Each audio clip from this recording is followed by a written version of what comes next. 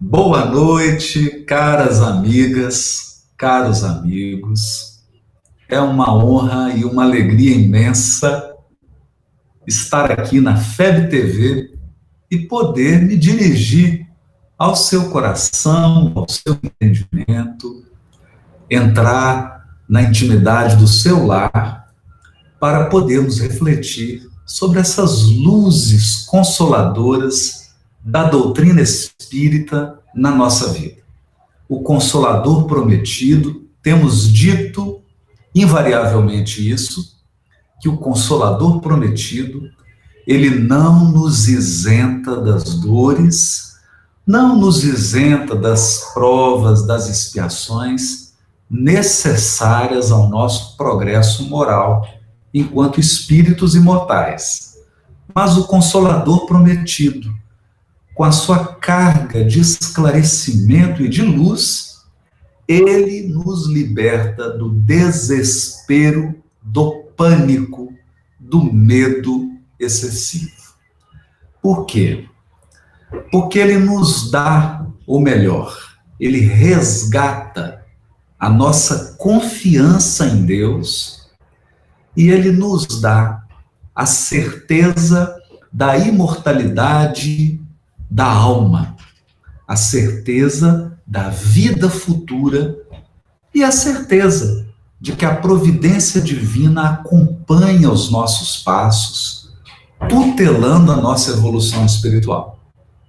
Então, é com essas palavras que nós gostaríamos de iniciar essa live da FEB TV, que reflete sobre transição planetária.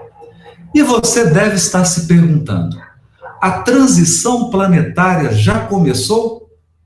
Começou agora com o Covid-19? Com essa pandemia do coronavírus? Teria iniciado a transição planetária? E eu responderia a essa pergunta com uma outra pergunta. Começou ou se tornou visível no mundo material? A transição planetária começou agora ou se tornou visível para nós encarnados, tão materializados e tão apegados ao corpo físico? Pessoalmente, nós acreditamos que a transição planetária já começou há um bom tempo nas esferas espirituais. A transição planetária se iniciou no mundo espiritual quando um movimento de encarnações em massa de espíritos muito imperfeitos que aportaram aqui, na esfera corporal, e alteraram por completo o cenário do mundo. Uma legião de espíritos imperfeitos encarnaram e mudaram a arte, a cultura, a economia, os costumes sociais, mudaram a estrutura da família, uma série de elementos se alterou quando essa legião de espíritos sofredores, imperfeitos, necessitados de dar um passo, necessitados de subir um degrau na escala do aperfeiçoamento, tiveram essa oportunidade e quando aqui chegaram, quando se corporificaram no mundo físico, eles então alteraram por completo o panorama mundial. Mudaram os países, as comunidades. Por quê? Porque trazem uma série de angústias, uma série de sofrimentos íntimos, uma série de hábitos nocivos, e então o mundo se transformou por conta dessa encarnação em massa desses espíritos. E assim começava a transição planetária no mundo espiritual. Era necessário, então, que esse movimento de renovação, que partiu do mundo espiritual, se materializasse no mundo corporal. E por efeito da misericórdia divina, nós temos agora um grande elemento, uma pandemia de proporção nunca antes vista, porque nós temos um conjunto de características que se somam nessa pandemia, como a internet, a conexão do mundo, a dinâmica das relações econômicas e sociais que foram intensificadas com a tecnologia, o avião, a internet, todos esses recursos tornaram o mundo pequeno, porque as conexões se tornaram possíveis num patamar nunca antes imaginado. Vem então essa pandemia e simplesmente para o mundo inteiro, paralisa todas as guerras, paralisa todos os movimentos de conflito comercial, paralisam todos os movimentos políticos, e o foco passa a ser um vírus que se multiplica numa velocidade assustadora e que se espalha numa proporção gigantesca, colocando a humanidade em uma situação muito, muito peculiar. Muito peculiar. Primeira reflexão que nós fazemos, então. A transição planetária se corporificou. Ela se tornou visível, palpável, muito palpável. Eu diria que ela se tornou constrangedoramente palpável. Por quê? Porque essa pandemia, ela nos colocou diante da morte. Muitas criaturas estão lado a lado com a morte. Algumas estavam doentes, enfrentando um câncer, uma doença terminal, uma doença degenerativa. Quantos indivíduos no mundo não estão aí frente a frente com a morte? Quantos? Mas a pandemia nos colocou a todos. Colocou a morte diante de todos nós. Colocou a morte à espreita dos nossos lares, dos nossos entes queridos. Colocou a humanidade para pensar na morte física como um elemento iminente. E então, o que nós assistimos? Assistimos ao medo e ao pânico se espalhando pelo mundo, se espalhando pela sociedade, as pessoas atemorizadas, constrangidas, porque precisavam pensar agora na possibilidade de uma morte iminente, se não sua, pelo menos na morte iminente de um ente querido. E nós vimos, então, o medo se alastrando na mesma velocidade, ou talvez mais rápido, do que o vírus. E isso, então, nos recorda uma mensagem que está no livro A Gênese. No livro A Gênese, de Allan Kardec. E eu me refiro ao último capítulo do livro A Gênese, que tem o título São Chegados os Tempos. São chegados os tempos. Especialmente o item 33, que é uma mensagem espiritual que o codificador Allan Kardec reproduz nessa belíssima obra. Uma mensagem profética, porque ela descreve exatamente o que nós estamos vivendo. Essa mensagem descreve esse momento que nós estamos enfrentando. Esse momento em que nós estamos em plena materialização da transição planetária. Então, como nos pergunta o Gessner Albuquerque, já estamos no mundo de regeneração? Ainda não, Gessner. Ainda não. Estamos caminhando para ele. Há ainda um conjunto de eventos dolorosos que nos aguardam para a entrada na regeneração planetária. É preciso ser realista quanto a isso. Então, voltando à mensagem, o item 33 do capítulo São Chegados os Tempos que eu peço licença para ler aqui rapidamente. A regeneração da humanidade, portanto, não exige absolutamente a renovação integral dos espíritos. Olha o que essa entidade está dizendo.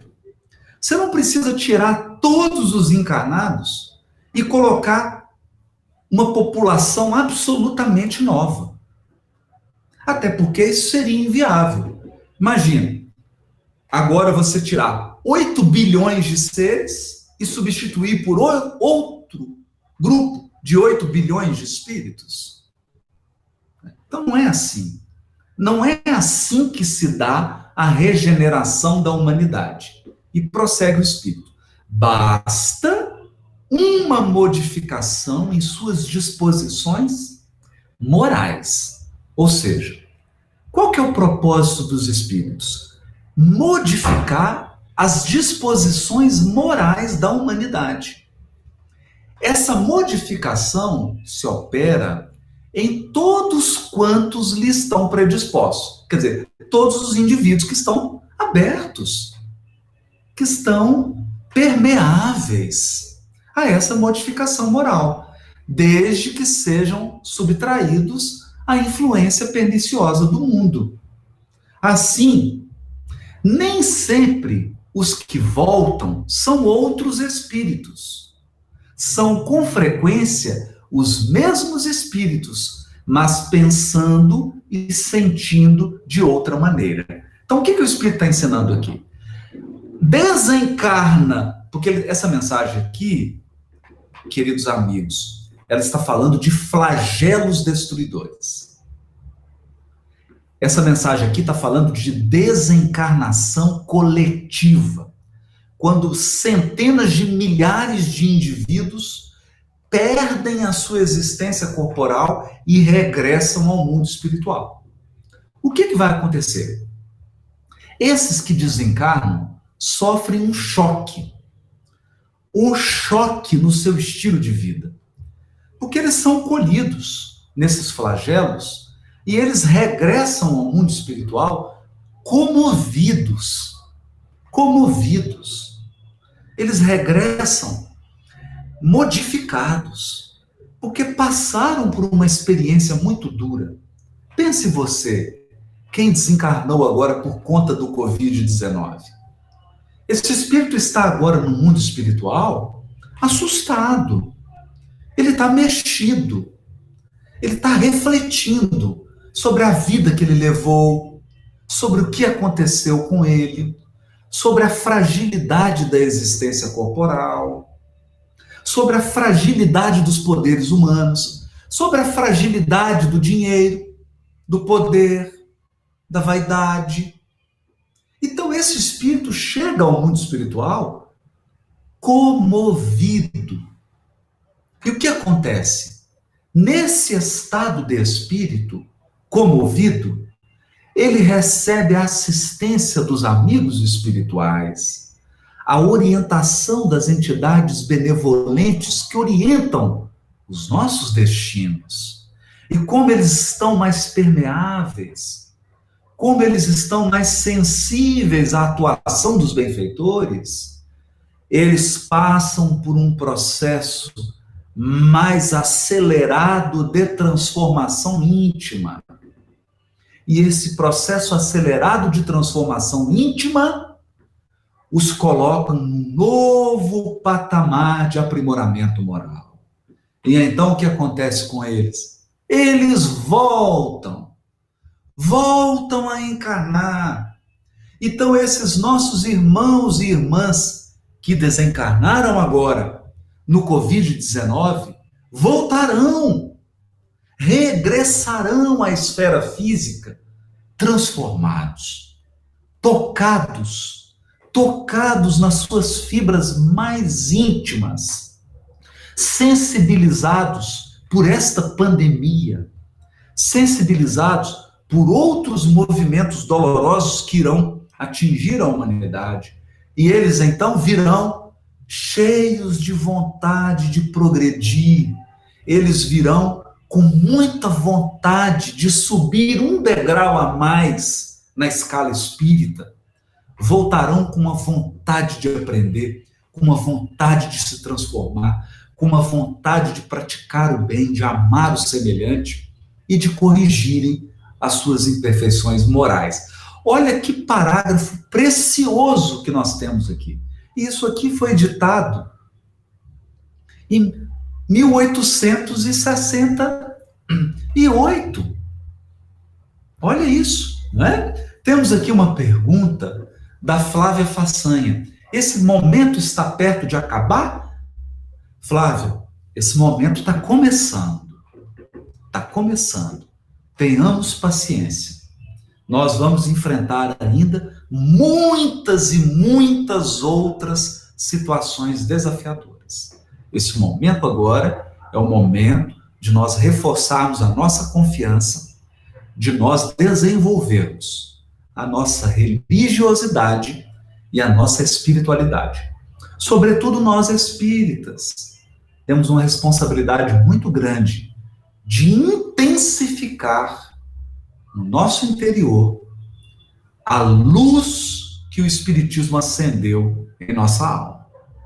Porque nós vamos ter ainda muitos momentos, é o que está descrito, né? Nós vamos ler aqui na continuação dessa mensagem. Está começando, está começando, né? Está começando. Nós nos recordamos aqui da questão 784, né, de O Livro dos Espíritos, em que diz que é necessário que o mal chegue ao excesso. Questão 784 de O Livro dos Espíritos. Então, nós ainda temos muitas situações para que o mal chegue ao excesso. Temos que preparar aí as nossas reservas morais, a nossa confiança em Deus, a nossa resistência moral para esses momentos que se iniciam. Porque agora a transição está se materializando. Agora nós vamos poder ver e tocá-la. Não é? E, naturalmente, como nós estamos com um histórico de rejeição do valor moral da mensagem do Cristo, 2000 anos rejeitando as lições do Cristo, é natural que esse momento agora ele seja um momento particularmente doloroso. Não é? O Menderson Almeida está dizendo assim, daqui para frente, poderemos ver melhora ou ainda vai piorar? Menderson, eu acho que vai acontecer as duas coisas. Por que vai acontecer as duas coisas? Porque muitos espíritos já estão se sensibilizando. Por exemplo, nós estamos aqui numa live discutindo transição planetária. Percebe? Então, muitos vão se sensibilizar e vão fazer um tremendo esforço e vão acabar se melhorando. Então, nós vamos ver uma maravilha de transformação moral. Nós vamos presenciar milhões de espíritos se transformando e intensificando a ação no bem.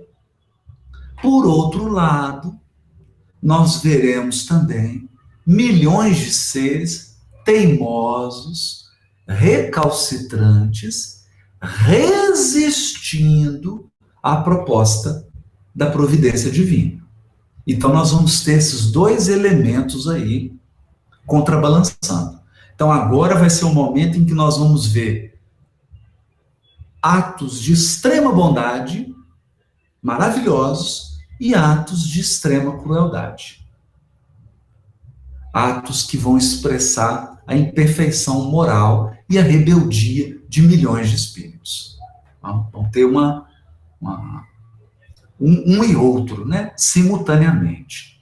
A Lúcia Quintão está perguntando, devemos continuar confinados? Como fica a economia se faltar comida? Lúcia, vamos com calma. Vamos com calma. Não é? Nós estamos aqui, olha só, nós estamos aqui numa profunda reflexão dos desdobramentos espirituais dessa crise.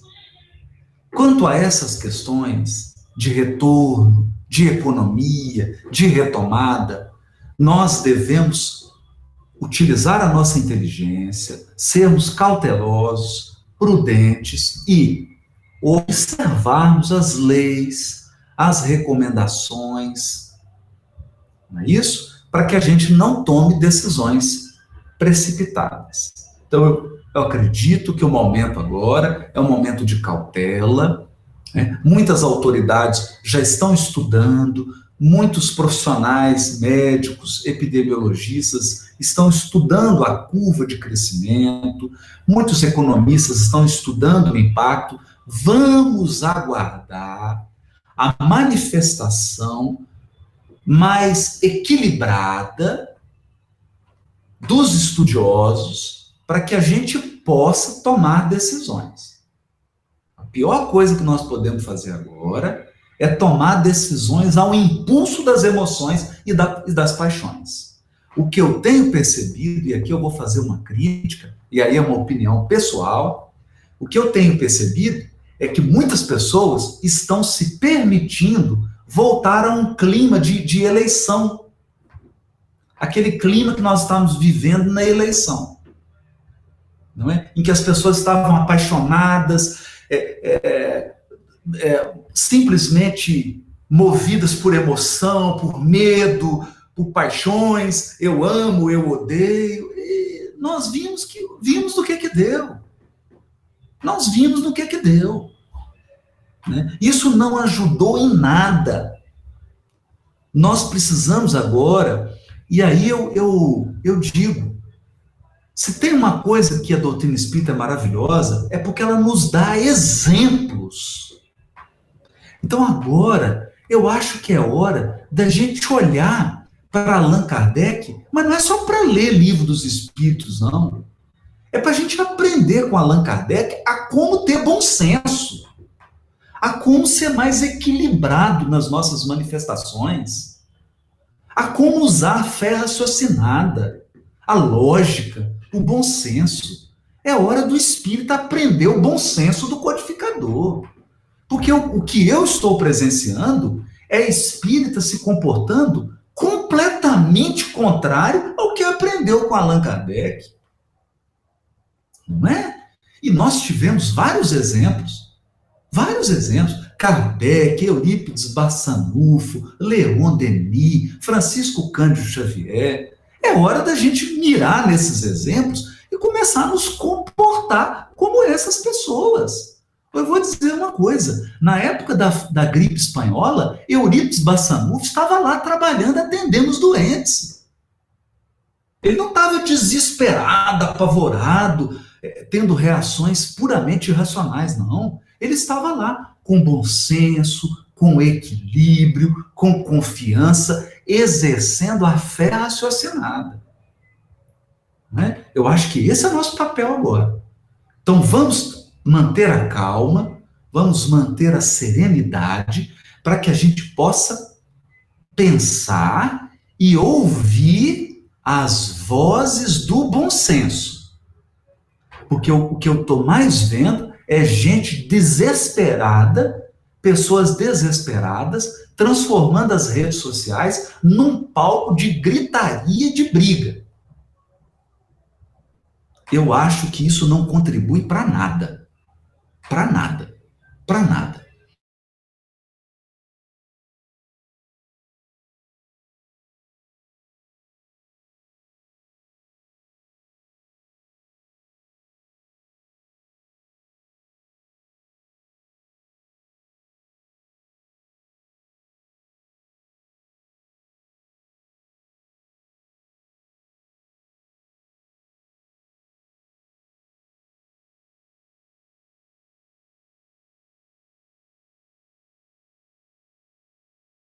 Olá, queridos. Estamos voltando aí, né? Tivemos uma pequenina interrupção, não é? Então, resumindo, né? Eu acho que a mensagem é o seguinte: confiemos na providência divina e nos espíritos superiores que nos dirigem. Por quê? Por confiarmos em seres humanos falíveis de carne e osso, é que nós temos naufragado há 2000 anos. Naufragado há 2000 anos. É hora de nós deixarmos de confiar em seres humanos falíveis e imperfeitos e começarmos a confiar na providência divina e começarmos a exercitar a fé raciocinada e o bom senso para direcionar a nossa conduta, não é mesmo? A Ana Maria Oliveira está dizendo, boa noite, Haroldo. Nessa perspectiva que você expõe, esses espíritos são propulsores da mudança? Exatamente. São propulsores da mudança, porque eles sofrem uma situação, voltam para o mundo espiritual e retornam comovidos, com muita vontade de mudar. Então, essa é uma forma que a providência divina encontra de transformar espíritos que vão permanecer, espíritos que vão ficar aqui no mundo da regeneração, né? Olha, o David Douglas está dizendo assim, boa noite, Haroldo, você acredita que a Terra pode passar por outras pandemias assim para resolver os problemas para essa transição? Douglas, uma boa pergunta que você está fazendo. Não acho que seja só pandemia, né? Olha, eu vou continuar lendo a mensagem aqui, que a gente vai perceber isso. Olha só. O Espírito, nesse item 33, né, do último capítulo do livro A Gênesis, fala assim, quando insulado e individual, esse melhoramento passa desapercebido e nenhuma influência ostensiva alcança sobre o mundo. O que ele está dizendo aqui? Quando um indivíduo só progride e se melhora, isso passa desapercebido do mundo. Mas o efeito é outro quando a melhora se produz simultaneamente sobre grandes massas. Percebeu? Então, nessa pandemia, nós estamos presenciando uma massa de espíritos que estão sendo constrangidos a experimentar uma mudança. Olha isso. Porque, então, conforme as proporções que assuma numa geração, pode modificar profundamente as ideias de um povo ou de uma raça. E no caso da pandemia, como está afetando a humanidade inteira, a gente vai perceber que isso vai mudar a mentalidade do mundo inteiro. Do mundo inteiro. É o que quase sempre se nota depois dos grandes choques que dizimam as populações. Olha o que o Espírito está dizendo. Choques que dizimam, que desencarnam populações inteiras, que é o que nós estamos presenciando.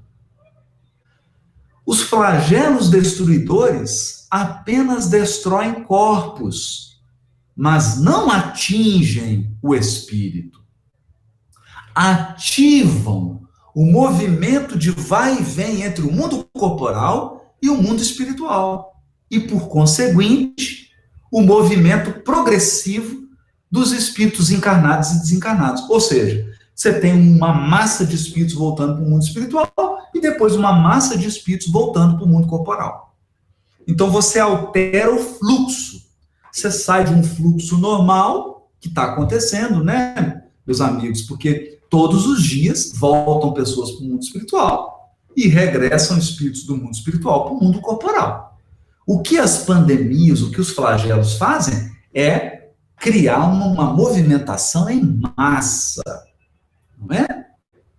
É de notar-se que em todas as épocas da história, as grandes crises sociais se seguiu uma era de progresso. Então nós estamos vivendo uma crise agora e depois isso vai dar uma era de progresso. Aí aqui que está a resposta aí do David Douglas. Olha, opera-se presentemente um desses movimentos gerais. Um desses. Ou seja, são vários. Um desses. Nós vimos aqui que depois do livro A Gênesis veio o quê? A Primeira Guerra Mundial causou um movimento desse. A gripe espanhola causou um movimento desse. A Segunda Guerra Mundial causou um movimento desse de regresso em massa para o mundo espiritual. E agora nós estamos vendo essa pandemia aí causando novamente um movimento em massa de regresso ao mundo espiritual. Né? Então, ele está dizendo que opera-se presentemente um desses movimentos gerais destinados a realizar uma remodelação da humanidade. Olha isso. remodelação da humanidade. A multiplicidade das causas de destruição constitui sinal característico dos tempos, visto que elas apressarão a eclosão dos novos germes. Então, respondendo a sua pergunta, David, não será apenas pandemia. É uma multiplicidade de causas de destruição. Por isso que nós temos visto tsunami, agora pandemia, guerras locais. É uma multiplicidade de causas de destruição. Não podemos imaginar que vai ser uma coisa só. Por quê? Porque são muitos espíritos. Nós estamos falando de 8 bilhões de seres. Nós não estamos falando de 8 mil, de 8 milhões. Nós estamos falando de 8 bilhões. Né? Então, são muitas causas mesmo. Muitas, né? O Luiz Prates está dizendo, boa noite, Haroldo. Como espíritas, de que formas podemos influenciar positivamente as pessoas à nossa volta em momentos que tantos estão movidos pela paixão? Nossa, Luiz, que pergunta linda. Meu querido, a missão maior do espírita é falar da imortalidade da alma. Luiz, a missão maior do espírita é levar ao mundo a mensagem de que ninguém morre, de que nós somos imortais, de que antes de encarnar, o nosso espírito já existia, o nosso espírito é pré-existente ao corpo, e ele sobrevive ao corpo. É essa mensagem que o mundo precisa ouvir, Luiz. É essa mensagem. Agora a pergunta, Luiz, será que nós espíritas, nós já ouvimos essa mensagem? É isso. Será que nós já ouvimos? Como que nós estamos abordando essas questões? Como que o espírita está se manifestando? Eu vejo as redes sociais e fico vendo os espíritas. Aí me vem aquele versículo do Evangelho. Porque nesse momento, Jesus está perguntando para os espíritas, que fazeis de especial? Que fazeis de especial? Quando eu, Haroldo, abro o meu Facebook, o meu Instagram, meu YouTube, quando eu vou fazer uma palestra, antes de eu abrir a boca, eu imagino um quadro em que Jesus está me perguntando assim, Haroldo, meu filho, você é espírita? Sou, Senhor, eu sou espírita. Que fazeis de especial, meu filho?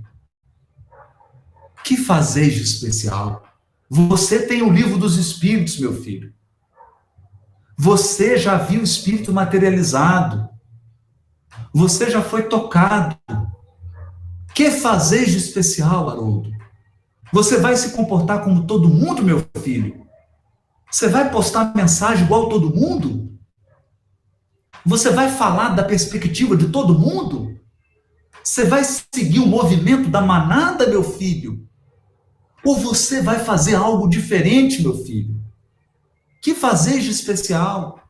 Então, essa mensagem que fica soando no meu ouvido. O que eu vou fazer de especial? Porque eu já conheço a imortalidade. Então, eu não posso me manifestar. Os outros podem. Como dizia o Chico, aos outros eu dou o direito de serem como são. A mim, eu me dou o dever de ser melhor. De ser melhor. Porque eu já fui banhado pela luz do Consolador prometido. Eu não posso fazer uma postagem que alguém que não conhece a imortalidade faz. A minha tem que ser diferente. Não é? Essa é a reflexão, né? Cláudio Fernandes está perguntando, será que após a pandemia teremos um mundo unido em que as pessoas sejam melhores? Cláudio, eu não digo logo após, porque não é assim com o movimento de mágica que a humanidade se transforma. Mas que todo mundo está mexido, tá, Cláudio? Olha como é que a gente está tendo que pensar. Primeira coisa que nós estamos pensando: faz diferença a cor da pele? Faz diferença? Então, o que nós estamos aprendendo? Cor da pele não importa. Faz diferença a orientação sexual? Orientação sexual não importa. Faz diferença a religião que você tem? O país que você mora? A sua etnia? Faz diferença? Para o Covid-19? Faz diferença? Não faz. Então, o que nós estamos aprendendo? Que nós, seres humanos, somos iguais perante a providência divina. Nós somos iguais. Estamos em situações diferentes. Cada um com provas e situações diferentes. Uns vieram com a prova da riqueza, outros vieram com a prova da dificuldade, da escassez material. Uns vieram com a prova da beleza, outros vieram com a prova, como eu, por exemplo, da não beleza. E assim vai. Cada um está na situação. Mas intrinsecamente, que diferença faz a minha cor da pele? Que diferença faz minha religião? Que diferença faz de eu ser brasileiro ou não ser brasileiro? Que diferença faz de eu ser homem ou mulher? Que diferença faz da minha orientação sexual? Então nós vamos ter que pensar. O mundo está tendo que repensar a sua condição humana e tem que repensar a igualdade de todos os seres. E isso vai ter impacto. É claro que não vai ser no estalar de dedo, mas vai ter um impacto. Com certeza, né? A Júlia Soares está dizendo assim: boa noite, Haroldo. Gostaria de saber se devemos esperar grandes mudanças no que se refere ao nosso cotidiano. Podemos afirmar que a espiritualidade se fará mais presente em todos os aspectos? Júlia, eu vou continuar lendo a mensagem aqui, que eu acho que ela responde o que você está dizendo. Olha aqui. Opera-se presentemente um desses movimentos gerais destinados a realizar uma remodelação da humanidade. A multiplicidade das causas de destruição constitui sinal característico dos tempos, visto que elas apressarão a eclosão dos novos germes. São as folhas que caem no outono e às quais sucedem outras folhas cheias de vida, porquanto a humanidade tem suas estações, como os indivíduos têm suas várias idades. As folhas mortas da humanidade caem, batidas pelas rajadas e pelos golpes de vento.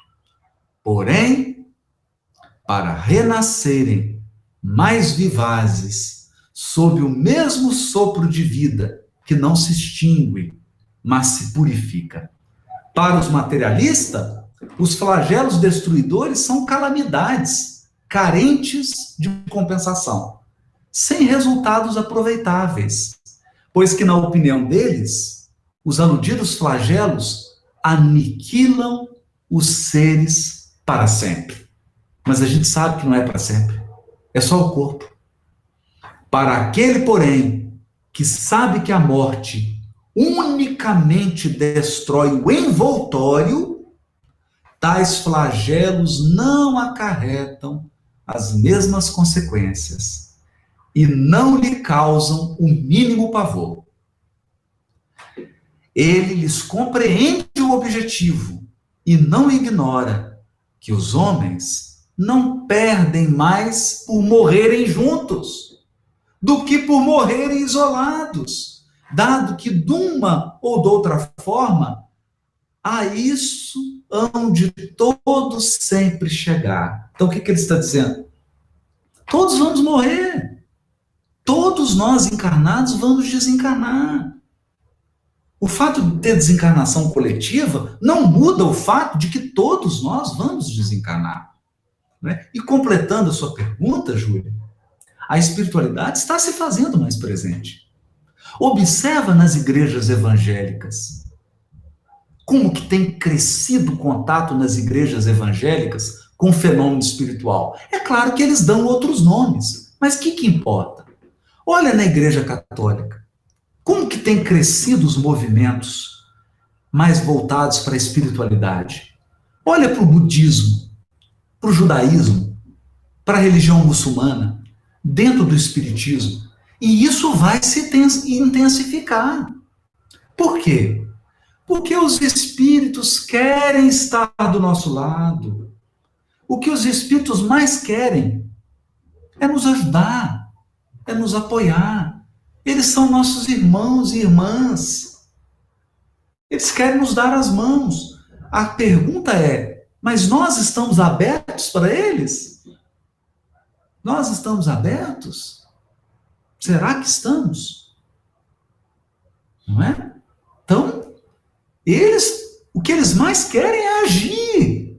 E eu fico triste, Júlia. Eu fico triste quando o espírita se fecha para a espiritualidade. A coisa mais triste é espiritismo sem espírito. Espiritismo sem espiritualidade.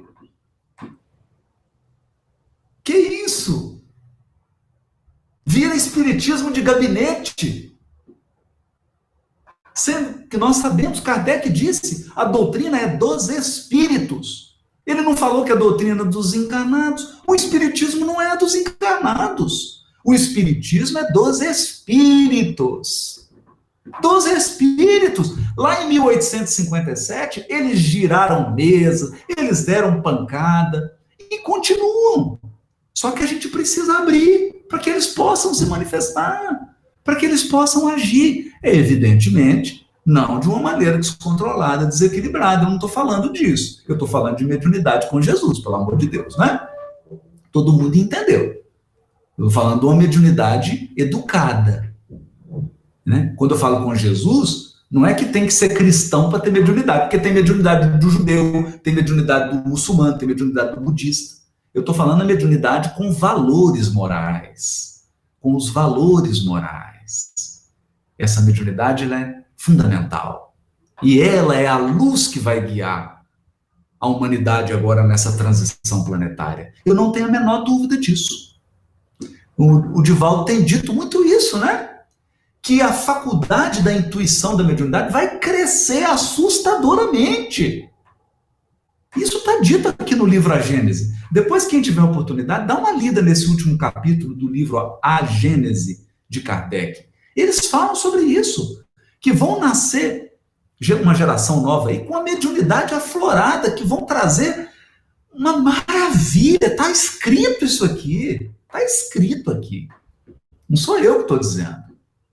E foi escrito há mais de 100 anos atrás. Não é? Só que nós precisamos nos abrir. Mas a gente não se abre. É o que eu digo. Espiritualidade é a porção de espiritismo que nós edificamos dentro de nós. E isso é uma atividade pessoal. Ninguém faz isso por nós. O espiritismo é dos espíritos. Ele está aí. Conosco e apesar de nós. Agora, a espiritualidade é obra individual que cada um realiza dentro de si mesmo. Né? O Marcelo está dizendo, o que precisamos fazer para despertar? Marcelo, eu tenho pensado em 3 pilares, meu querido, mas eu não quero fechar a questão, pelo amor de Deus. Não é? Estou apenas trazendo aqui uma ideia para a reflexão de todos. Eu penso em 4 pilares. 3 não, 4. O primeiro pilar, oração. Nós precisamos, Marcelo, desenvolver o hábito da oração. Porque a oração nos coloca em conexão com a espiritualidade superior e com Deus. Com a espiritualidade superior, com Jesus e com Deus. A oração. Segundo, eu preciso de serenidade, silêncio interior. Então, você pode fazer através da meditação, através de outras técnicas, não me importa, mas precisa serenar o espírito. Não é? Nós precisamos trabalhar nossa ansiedade, precisamos trabalhar esse tumulto que é a nossa mente para acalmar o nosso espírito. Não é? Isso é fundamental. Terceiro, nós precisamos absorver ideias novas. Como que eu faço isso? Lendo uma obra, lendo um livro, ouvindo uma palestra, ou abrindo a cabeça para algo novo, para que as ideias possam ser recicladas. Porque se eu não mudar a minha mente, a minha forma de pensar, não haverá renovação. E quarto, eu preciso agir no bem do meu semelhante. De qualquer forma. Não importa qual. Eu preciso agir no bem. Agir no bem. Porque a ação no bem me traz mérito espiritual. A ação no bem me dá o direito à intercessão espiritual. E a ação no bem desenvolve os meus potenciais de amor. Né? É isso. Então, esses 4 pilares que eu não estou falando que eles esgotam, mas se a pessoa fizer esses 4, ela já está num ótimo caminho para adquirir os outros. Né? A Mônica Cristina está dizendo assim, a pandemia está mais intensa em determinados locais do globo terrestre. Seria isso um fenômeno de causa e efeito? Mas sem dúvida, Mônica. Mônica, pensa comigo. Onde foi mais grave? Na Itália. Onde que estava o Império Romano, Mônica? Mônica, o Império Romano estava onde? Onde? Onde você acha que estão encarnados os espíritos que têm compromissos kármicos com o Império Romano? Segundo local de maior gravidade, Espanha. Onde que ocorreu a Inquisição mais destruidora do cristianismo? O movimento da Inquisição. Não foi na Espanha? Eu não estou dizendo que todos os espíritos com débito no Império Romano e na Inquisição Espanhola estão lá encarnados na Itália e na Espanha. Porque tem muitos encarnados aqui no Brasil. Muitos. Muitos. Mas eu estou dizendo que a gente precisa pensar isso. Precisa pensar. Não é? Ninguém sofre uma circunstância que rouba a sua vida corpórea se ele não tiver um elemento kármico na sua programação. Deus não joga dados. Deus não brinca com a vida das pessoas. Tudo ocorre debaixo de uma justiça profundamente sábia e profundamente amorosa. Mas ninguém foge da lei da colheita. A sementeira é livre, mas a colheita é obrigatória. Ninguém foge da colheita. Né? O João Vitor Ferreira fala, Haroldo, da realidade da pandemia, como podemos encarar a afirmação de Emmanuel sobre a regeneração por volta de 2057? João Vitor, essa pergunta foi maravilhosa, não é? Então vamos lá primeiro para o conceito de mundo de regeneração. Primeira coisa que nós precisamos raciocinar. Depois você pesquisa, João, quem estiver nos ouvindo, lá no Livro dos Espíritos, na codificação, o conceito kardeciano de mundo de regeneração. O que o Kardec diz aqui no Livro dos Espíritos? Que o mundo de regeneração é um mundo de transição. Só que o que eu percebo? Tem muito espírita fazendo uma baita de uma confusão. Tem espírita confundindo mundo de regeneração com mundo ditoso. O que o Kardec escreve? Eu vou citar aqui o que eu lembro. Kardec diz assim: o mundo de regeneração é um estado de convalescença. É como doentes que saem de uma cirurgia. Então, o mundo de regeneração é um período curto em que saiu da expiação e prova, passou por uma transição planetária dolorosa, que abalou todas as estruturas morais. É como se tivesse feito uma cirurgia na humanidade e todo mundo está com aquele avental de doente operado, com o soro no braço, andando devagarzinho. E isso é que é mundo de regeneração. Mundo de regeneração não é mundo ditoso. Então, na minha interpretação, o que o Emmanuel quis dizer? Que em 2057 ia começar a regeneração planetária. O que ele está dizendo? Que a partir de 2057, a gente ia ver os doentinhos saindo do hospital com o soro no braço. Os convalescentes saindo da transição planetária dolorosa. É isso. É isso. Começando um período. Quanto tempo vai durar esse período de regeneração? A gente não consegue precisar, porque o tempo de Deus não é o tempo dos homens. Mas se eu pudesse resgatar o Apocalipse de João, algumas interpretações, eu diria aproximadamente 1000 anos. Aproximadamente 1000 anos de mundo de regeneração, que é uma transição, é uma convalescença. O que Kardec diz? No mundo de regeneração ainda existe o mal, mas a maioria dos espíritos desejam o bem e estão se recuperando das lutas. Que lutas? Da transição planetária. Então, depois desse longo período, aí sim, aí nós vamos entrar no mundo ditoso. Porque tem gente achando que mundo de regeneração é mundo ditoso, onde os espíritos estão todos puros, onde não tem mais mal. Gente, não é isso. Não é isso. Não é isso. Então, vamos resgatar os escritos de Kardec.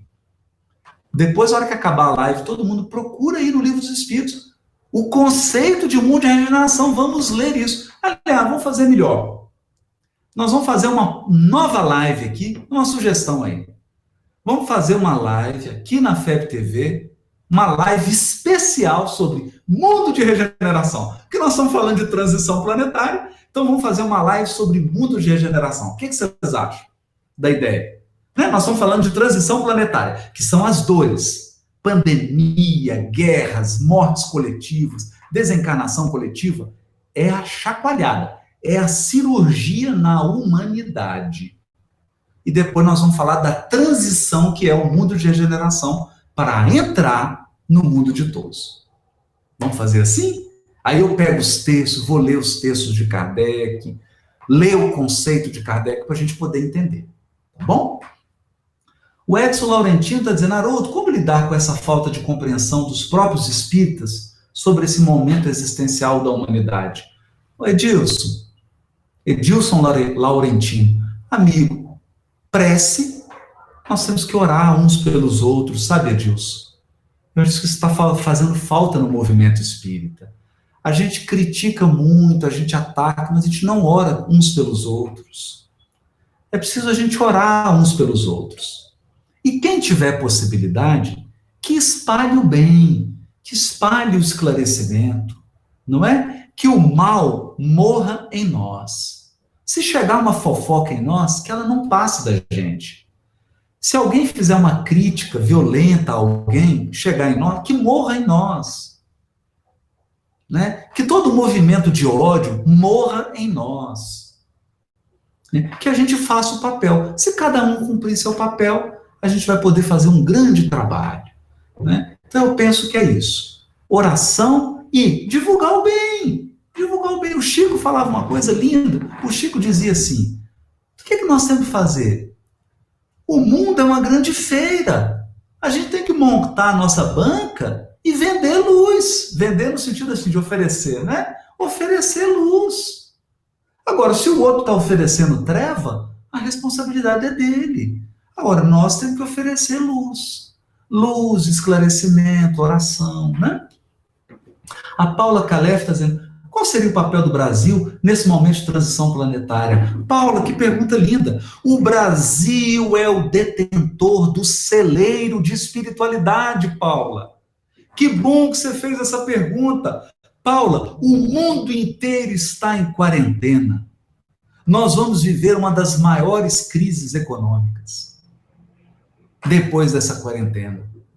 E eu te pergunto, Paulo, qual que é a riqueza do Brasil? Qual é? O conteúdo espiritual do Brasil. O tesouro espiritual que nós temos.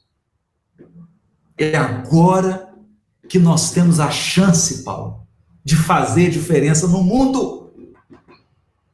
É agora, Paulo. É agora que nós podemos fazer diferença. Levando consolo e esclarecimento do Consolador prometido para a humanidade inteira. Porque agora, Paulo, de que adianta recursos minerais, recursos materiais? De que adianta? Nesse momento agora. A sede agora é de luz espiritual. Agora a missão do Brasil está começando a se revelar. Está começando a se revelar. Porque esse tesouro, essa obra espiritual psicografada que nós temos aqui, essa tradição espiritual que nós temos aqui, não tem em lugar nenhum do mundo. Ótima pergunta sua, Paulo. Cristina Borghesani.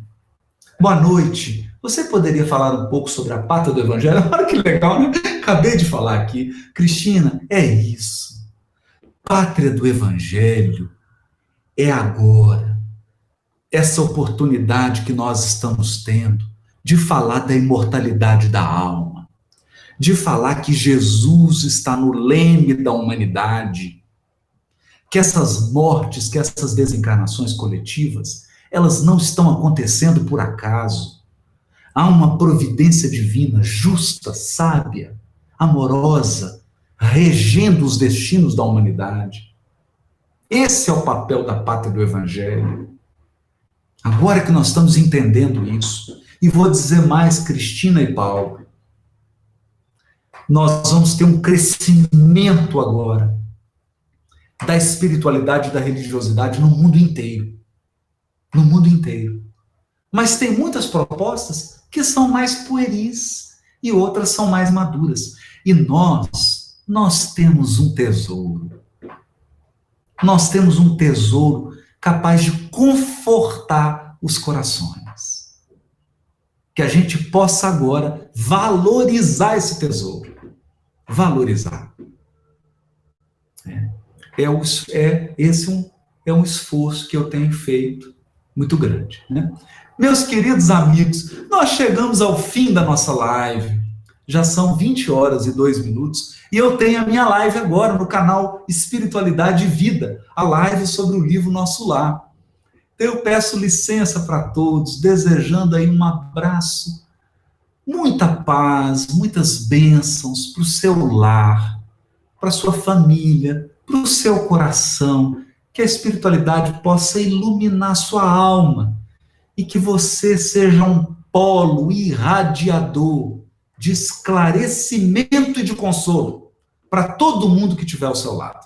São os meus votos, a minha gratidão por todos vocês, pelo carinho de todos, muita paz e até a próxima live que a gente vai agendar. Um beijo no coração de todos.